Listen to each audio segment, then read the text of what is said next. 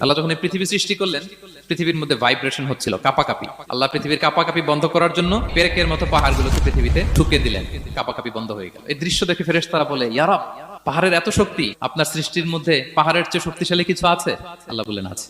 সেটা কি? আল্লাহ বললেন সেটা লোহা, কারণ লোহা দিয়ে পাহাড় কাটা যায়, ঠিক কিনা?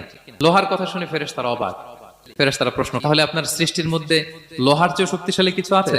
আল্লাহ বললেন আছে। কি সেটা? আন্নার, আগুন। কারণ আগুন লোহাকে কি করে? গলিয়ে ফেলে। ফেরেশতারা শুধু অবাকই হচ্ছে। ফেরেশতারা বলে, আগুনের চেয়ে শক্তিশালী কিছু আছে? আল্লাহ বলে আছে, আলমা, পানি। কারণ আগুনে দাউ দাউ করে জ্বলে ওঠা আগুনের মধ্যে পানি দিলে আগুন অস্তিত্ব হারায়। ফেরেশতারা শুধু অবাকই হচ্ছে। তারা বলে, তাহলে পানির চেয়ে শক্তিশালী কিছু আছে? আল্লাহ বলেন আছে, রিহ, বাতাস।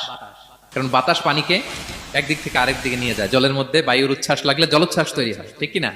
ফেরেশতারা আবার অবাক হয়ে বলে, তাইলে বাতাসের চেয়ে শক্তিশালী কিছু আছে? আল্লাহ বললেন আছে। সেটা কি? বলতেছে বনি আদম।